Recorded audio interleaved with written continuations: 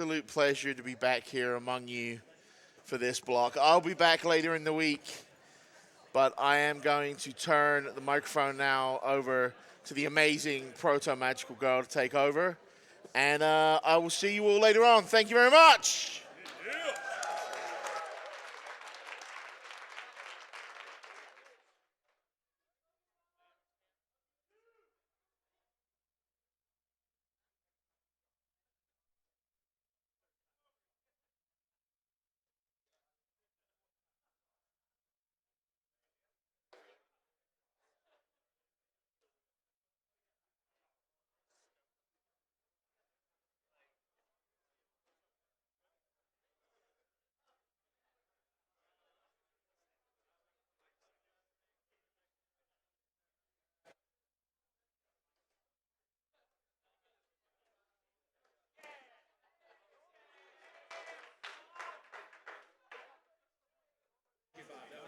Let's try that again with my mic unmuted this time. Thank you so much, the one and only Pop the Ninja Goldfish, passing off the mic to me.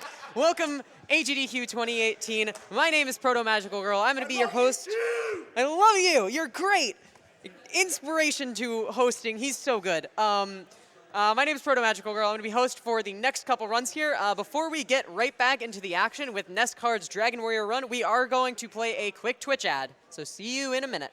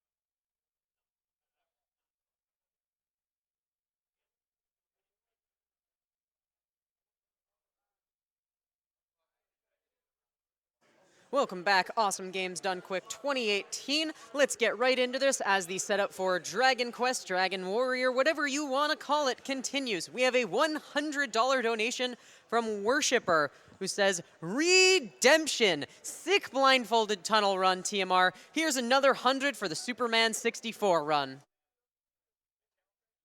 $20 from Steak140 says, TMR! That turbo tunnel was insane, and so is anyone willing to run Superman 64, so let's see that too.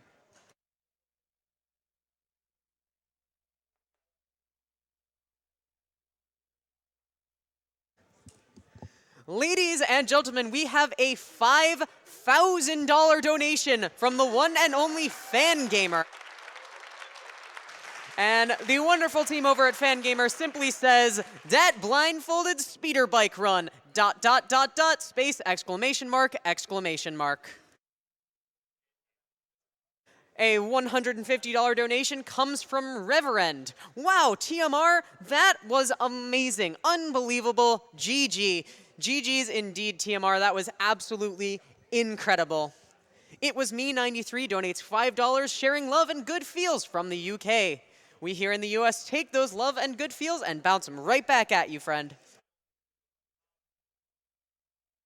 $10 from Pinkerton asks, what's TMR's favorite food? Donation towards Superman because the incentives are justice. Also, hi, Adam.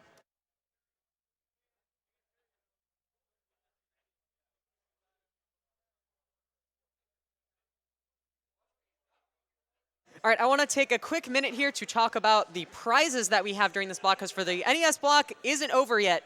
So in addition to the AGDQ 2018 sketchbook by LLK, which is a single $30 donation anywhere in the entire event, I've seen some of it. It is absolutely amazing.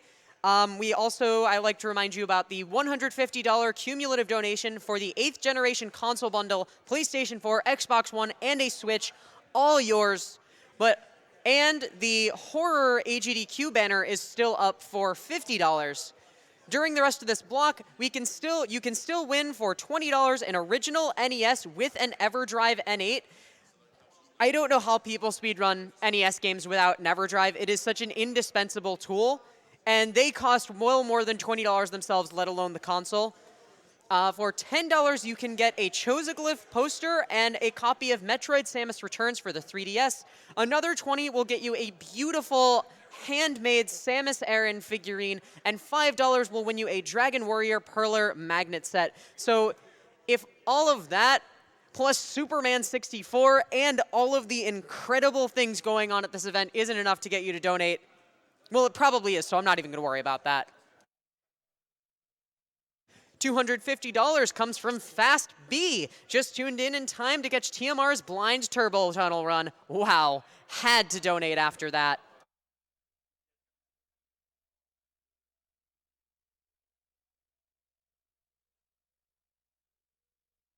Quick update, speaking of Superman 64, the incentive is currently sitting at just about $22,000 out of $30,000. Ladies and gentlemen, we are almost there. Let's see, how about this? Let's try and get that incentive done by the time I'm off the mic after Strider. I think we can do it, and I hope you all do too. So let's keep those donations rolling in for this whole rest of the block and the whole rest of the week.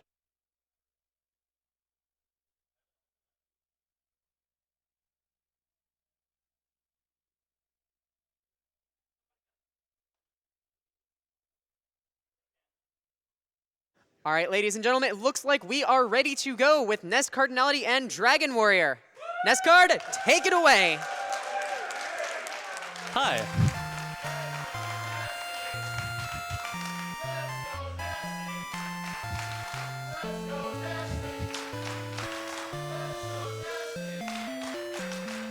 Thank you so much, everyone. It is my great honor to introduce the Dragon Quest / Dragon Warrior series to AGDQ with the North American release of the game that started it all. Dragon Warrior has gone through a lot of crazy progression over the past 2 years. 2 years ago, I got a fairly optimized, crazy RNG run of 5 hours and 15 minutes, and I thought I was done with the game, and then 9 hours later, a runner named Crow posted a proof of concept video showing that it was possible to control the flow of RNG through the game.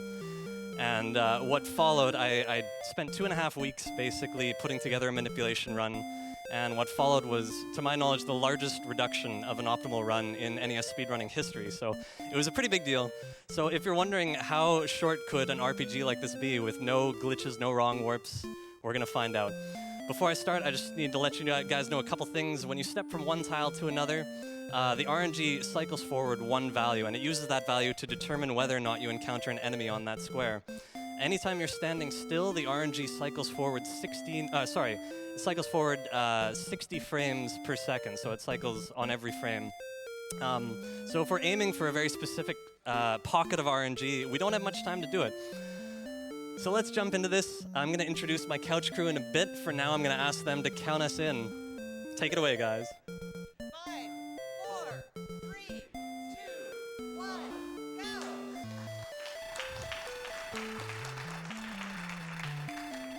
So here we are in the throne room. In order to set up a manipulation, we need to start from a known value of RNG, and the only way to do that is to save and reset. And when you continue your quest, the game is going to give us an RNG checksum that's based on the sum of basically all of your stats, your strength, your gold, your level, and even your name, which is why I had to choose the name ! For this run. And then from that point, we can proceed down a known path, as long as we we map everything out in advance. It's pretty complicated, but I've got notes here. So we're going to save and reset. We're going to see what this looks like.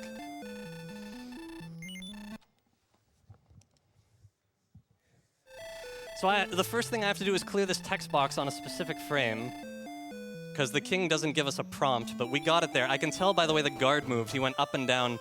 It turns out the RNG that governs random encounters in this game also governs the way that NPCs move in this game. So we can use their movement to track what's going on. Now we're going to start walking north here, and I'm going to stop on the first forest tile here. The reason I do this is because if we had walked onto the second forest tile, we would have encountered an enemy. So when we stop on that square, we're locked in place for 16 frames, and the RNG jumps forward 16 values, effectively allowing us to cycle past that encounter. So in the mapping process, we find the first square with an encounter, then we reset, we come back, and we stop on the square before, then we keep walking to our second encounter. And we make a note of where that is, and we keep repeating the process until we basically reach our destination anywhere on the world map. In this case, we're trying to build our experience. We need to get to level 7, so we're going to an area which has the most valuable enemies for experience in the game. And we're also going to manipulate our attacks so that we do excellent moves every time. Need to pause a little bit here to set up our metal slime, and then on the 6th command, we're going to attack and get our excellent move. So you're going to see command, command, command, command, command, command. And there's our first metal slime. So we're already at level 5 in the first 3 minutes, which is pretty crazy. So I use an audio cue to determine where to clear the text box here. Now we don't know what frame we're on, so I route in a random enemy in between so that we can figure out exactly where we are for marathon safety. Very important that we act first against that enemy. And now we have to pause a little bit here as the RNG cycles forward to our second metal slime. Where is he? There he is. Now here I'm going to do an arrow manipulation. I'm just holding the up arrow and then attacking on the 3rd flash. We get our second excellent move on our second metal slime. 2 more to go. Again, I'm going to use an audio cue to clear this text box. We're going to get either a Wraith Knight or a Knight.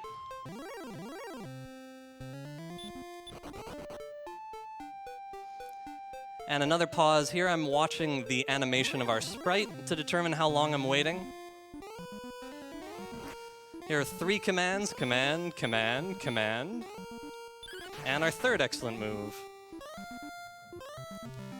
We got really lucky RNG to encounter them so soon. Here we have to take a bit of a longer pause to find exactly what we're looking for. There's my audio cue. And again, we just walk back and forth in the zone. Here again, we'll get either a Wraith Knight or a Knight. No idea which one until I see it. We run away from the Wraith Knight, immediately start walking, and there's our 4th metal slime. 5 commands here. Command, command, command, command, command. And our 4th excellent move. So we've arrived at level 7, where we learn the sleep spell.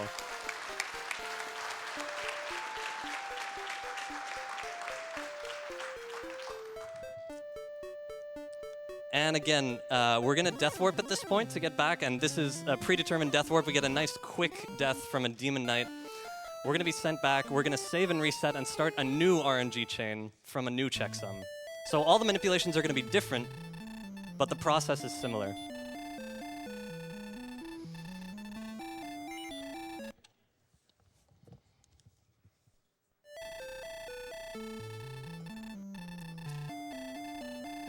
Oh. So I pressed the D-pad a little bit too early there. We're aiming for a very specific frame. But the good news is we can just reset and try again. There we go. He's going to go left.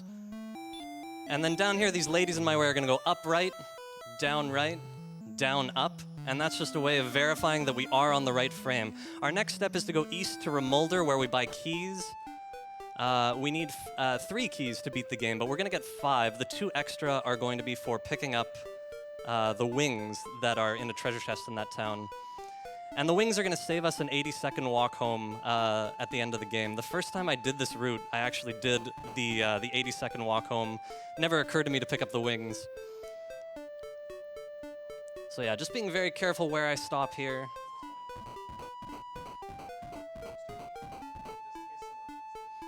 A long pause here. And now when I go through the cave, I need to listen to audio cues. It's going to be a lot easier with these headphones. These are great.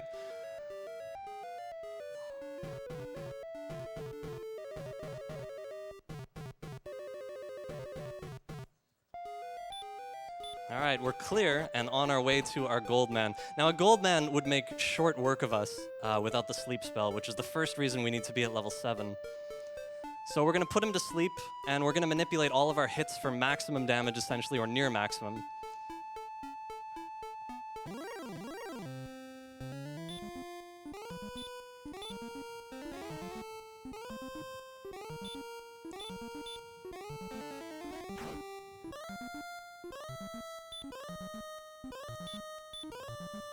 And again, the execution on these menu changes, you still have to be very careful.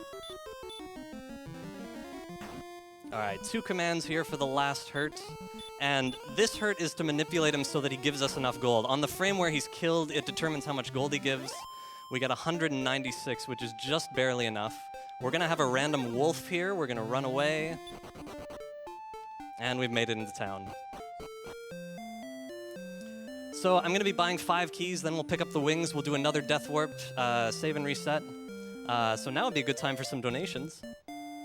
Oh, don't you worry, we have plenty. So first, before I get into the donations, I would like to say the Metroid Suit Choice Bid War is going to close midway through this run. Currently, no suit is sitting at $3,800, where the suit is sitting at about $1,600. So if you really, really, really like that suit and really, really hate your wallet, now's your time to shine. Have $200 from Takwa. So excited to see NEScardinality running Dragon Warrior at AGDQ. Put this donation towards running the main event. Wait, that's not available? Maybe Superman can make it happen?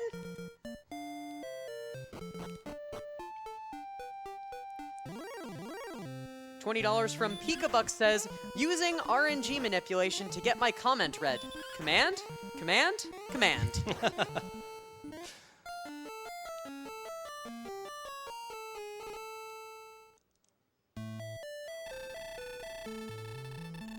Have $10 from the one and only MotherBrain93. Greetings from Torian, first-time donor, second-time Friday Crade.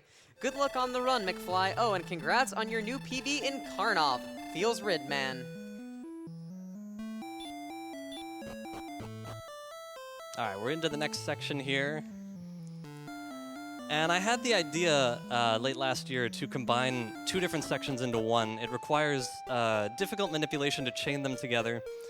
After we defeat the Axe Knight to get Erdrick's armor, which is necessary to get through Sharlock without taking damage from barrier tiles, we're not going to know what frame we're on when we have 2 text boxes to clear. Every time we have a text box to clear, the game doesn't give us a prompt to make some sort of buffer to leave us on a known RNG value. So I'm going to encounter a random enemy, and we're not going to know which one it is until we see it. It'd be either a green dragon or a wizard. And we're going to use that to determine what frame we're on and set up a second manipulation chain out of Hawksness. Now this path turned out pretty nicely. There are only 4 stops on the way to town here. The last one is right here, and then there's just one more inside. It's very important for me to note in terms of the difficulty of this, if you make one mistake, if you pause in the wrong spot, the RNG just spirals out of control and there's no way to reset yourself.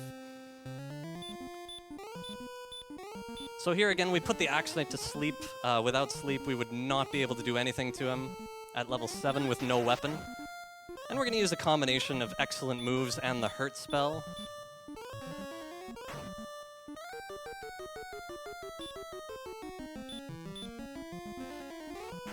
I found another nice early excellent move here. Excellent moves do more damage than the hurt spell, but they're only worth using if they happen early. So I found 2 nice early ones there. So this part is kind of difficult, but I'm going to clear 2 text boxes and hopefully it works out all right.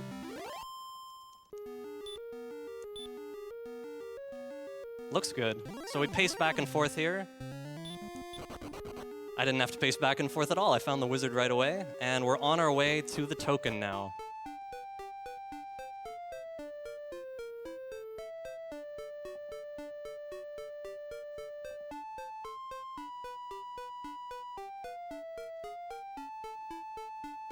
In this particular section, I follow my notes pretty closely because the path to the token is different based on the enemy I encounter. So I just want to make sure I don't get them mixed up. I've memorized a lot of this just through repetition. So I just want to make sure that I'm actually following the right memorized path, but it looks okay here. So we've made it all the way to Erdrick's token, which is on this square. And we'll do a little manipulation there to get our Death Warp enemy quicker. And that's the end of this section.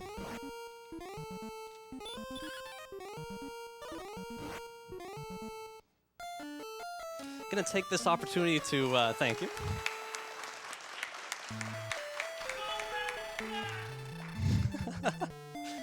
We're gonna do a little safety save here. The next section is unmanipulated. Manipulating the next section can save a little bit of time, but it's very, very complicated. We'll be doing that in the future, but for now, we're going to just do a safety save here, just in case anything goes wrong in Garen's grave. We would just reset and come back. Gonna take this opportunity to introduce my couch crew. In the middle, we have Slurpee Ninja. Slurpee was there ever since I started racing this game on SRL. He was there for every race. We've got Sparkover on the left here, on my right. Sparkover just recently joined the Sub-6 Club for the no RNG manipulation category, which takes, as you know, a lot of dedication, not only in terms of execution, but also in terms of, sitting through an RPG that long. So props to Sparkover for that. And on my left, on the right, is Ouijie. Ouijie has been my most recent friendly competitor in this game. In April, I believe, as part of the 12-hour challenge, he picked up the game, and he not only made his own manipulation route from scratch, but he also put it together and took the world record in April, and it held for 5 months before I took it back in September. He also discovered arrow manipulations, which basically allow us to save about 5 minutes off of the route. So it was a major contribution, and I'm very thankful for that. I'm very glad Ouijie became an active runner of this game. So because the next section is unmanipulated, we're getting a lot of encounters on the way here, more than usual, but this is another great time to read donations for a while. All right, we have $25 from Skillet. I cannot believe this insane Dragon Warrior manipulation. Young me spent hours trying not to let metal slimes run away, and you're just... Ugh! $150 from Altanius. Here was hoping we had a chance to win one of NEScard's maps, but I'm glad to just donate to charity. Money goes to Runner's Choice. $30 from Lehexa. Hey, past DW record holder here. In the years since I've run this game, the record has been improved by more than a factor of 10, mostly thanks to NEScardinality. He's the premier runner of this series, and I'm glad to see him finally make it into a GDQ. This donation goes to Runner's Choice. Thank you, Lexa. $25 from Anonymous. So incredible to finally see a Dragon Warrior quest ran at GDQ. It's great to have my favorite video game series be associated with such a great event and cause. Let's excellent hit Cancer and send it fleeing like a metal slime. Good luck, NEScard. Thank you, thank you. $100 from Nick Cellier. No idea if I pronounced that correctly. Happy to see Dragon Warrior make it into GDQ. Good luck, NEScardinality. Donation goes to Runner's Choice.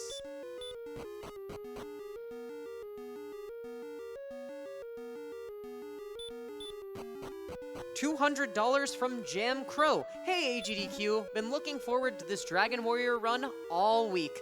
I lost my father to cancer last year, and he is the reason I love video games. I used to watch him play Dragon Warrior when I was younger and thought it was fitting to donate for him during this. Let's put this donation towards seeing Superman 64. Go, descendant of Erdrick, and destroy that RNG and cancer.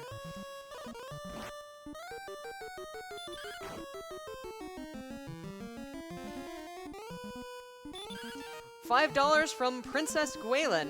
Ness, help me, I have been kidnapped by a green dragon. Oh wait, I think I hear you coming down the corridor. Ness, help, I'm in here. Ness, please help. Wait, where are you going? That was beautiful. So for those who don't know, we're not going to be saving the princess in this game. I think the developers just assumed that you would as a natural part of the progression, but it is possible to beat the game without saving the princess if you know where Erdrick's token is, which we do. So we don't end up saving her, and the king seems to be all right with him when we go back. So we're into the final section, which is by far the longest section.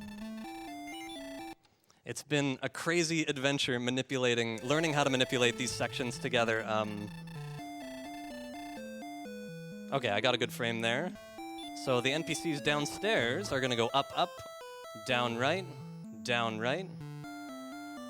So we're good.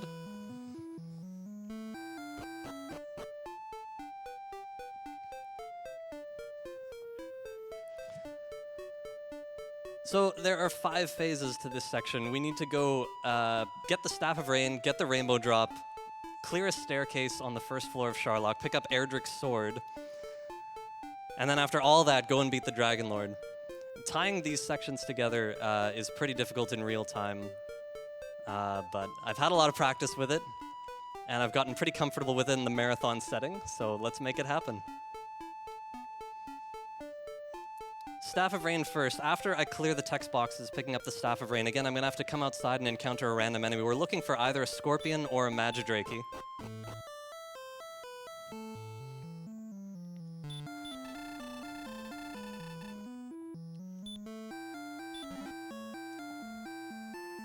Okay, those are perfect text box clears, so we should be fine when we get outside.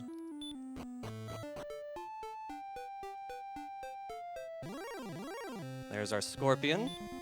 A little manipulation and a little adjustment here, and we're back on track. We're on our way to phase 2 to pick up the Rainbow Drop. Once again, we're going to have to go through that cave and pass the princess by as she hollers from her room.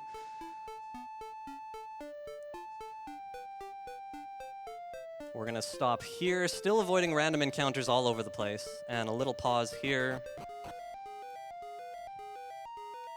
And once again, I'm using audio cues to bonk my way through the cave.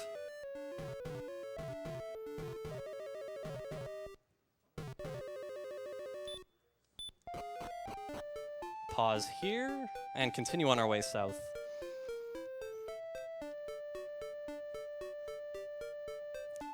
Now, once I get to the final castle, there probably won't be any more chances for donations. I'm going to have to use a lot of audio cues for about 2 minutes or so, so now's a good time for more donations.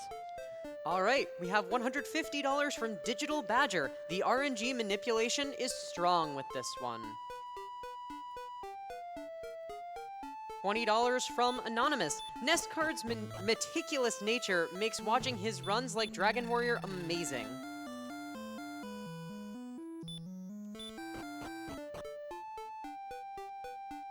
$20 from J Dryad, longtime donator, first-time viewer. Sure. This donation goes to NEScardinality's choice as long as it's Fisher-Price Firehouse Rescue. Shoutouts to Firehouse Rescue. Speaking of runner's choices, just a quick update here. Superman 64 is at 24,000 out of 30,000. Meanwhile, Sylvan Tale is less than $100 away from the English patch.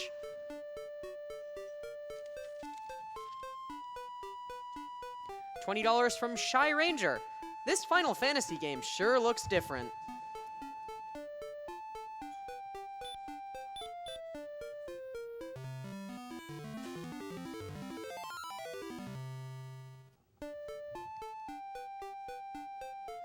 $20 from Ace Zero. Dost thou love Dragon Warrior? Yes, no, but thou must. I love this game and am really enjoying this great run, NEScardinality. Right on. Thank you so much, guys. We're into the final castle.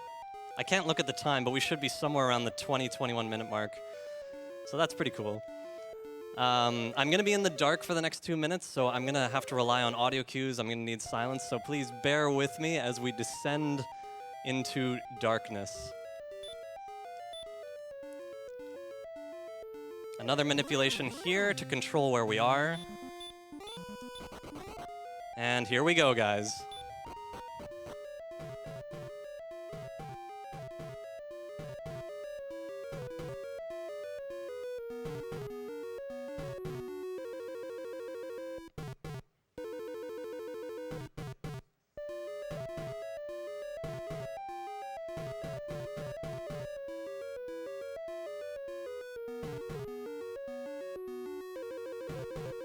There's the first floor.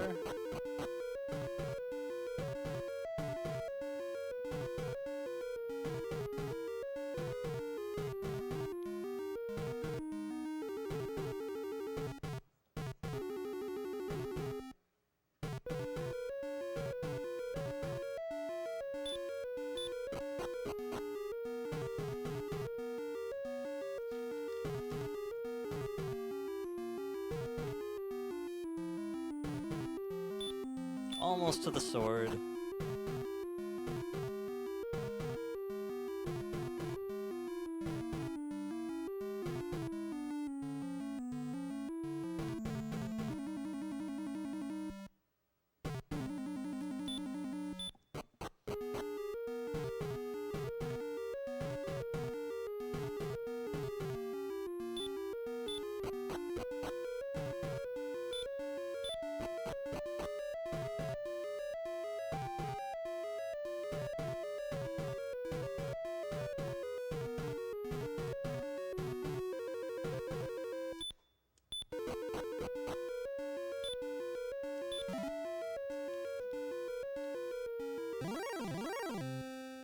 All right, we're 2 steps away from the staircase.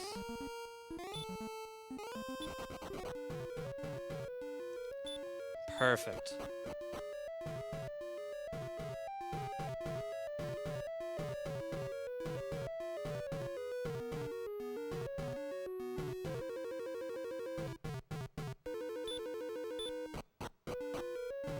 On our way down to the Dragon Lord now.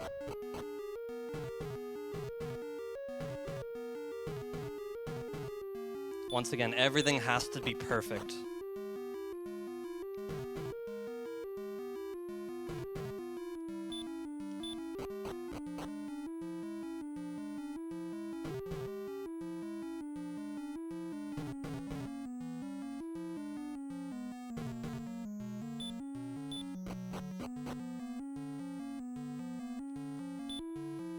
All right, now we can see where we are. We don't need to rely on audio cues anymore. We can breathe a bit of a sigh of relief.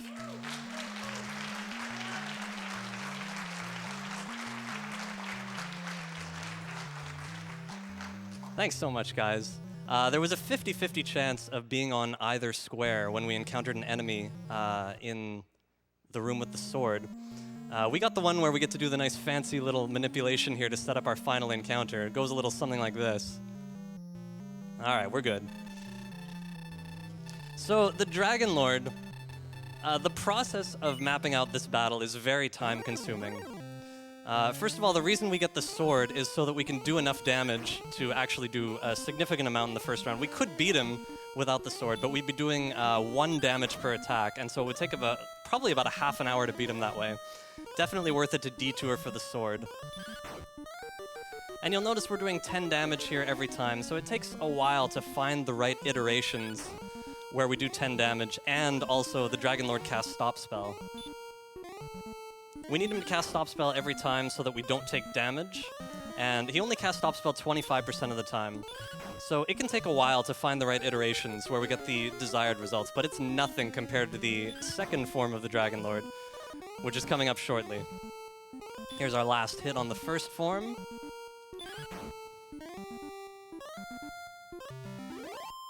So first thing we need to do again is put him to sleep so that he doesn't do any damage to us. He would defeat us in 1 attack otherwise.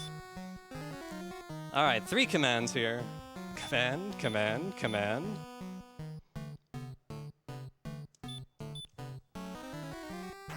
And again, we have to be very careful how we do these inputs. So every hurt spell has a 1 in 16 chance of hitting the Dragon Lord. And in addition to that 1 in 16 chance, it's worse than that because we needed to do the higher range of damage. And if that weren't enough, we also need the Dragon Lord to stay asleep. Every turn, he has a 1 in 3 chance of waking up. So if you put that all together, we have about a 1 in 96 chance of getting an iteration that we want, a desirable result. We need those high rolls because we only have so much magic. We need to hit him 12 times with our hurt spell. So we're going to use every single one and go down to the reserves of our magic.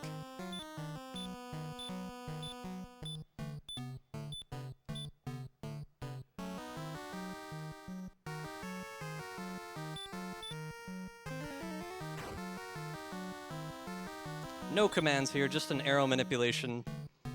I'm just holding the up arrow here. As long as I'm holding the D-pad in a direction that the arrow cannot move, the cursor, it's essentially locked in place for a predetermined multiple of frames, and that basically means we can control our motion out of it and keep our control of which frame we're on in terms of RNG.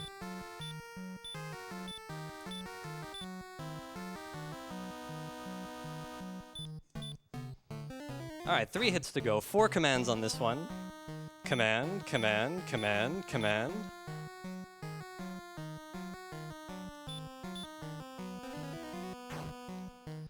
And just an arrow manipulation here. And finally, 2 commands to finish it off. Command, command. That should do it. We got him.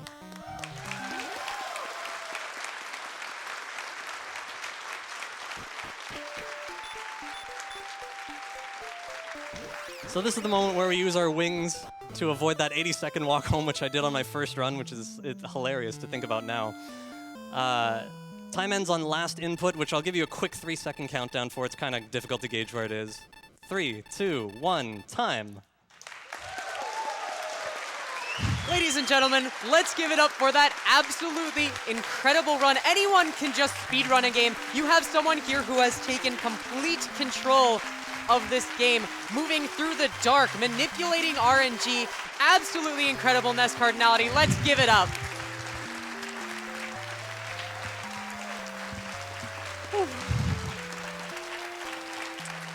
Wow, thank you so much, everyone.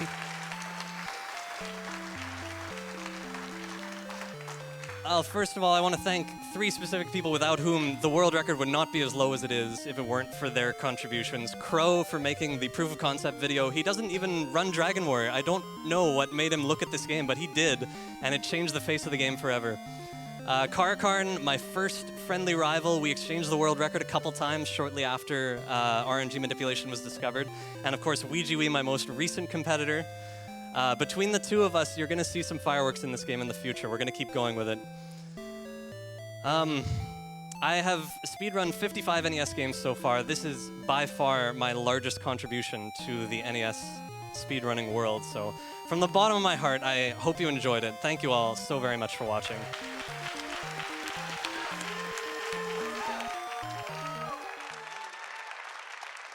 Ladies and gentlemen, that was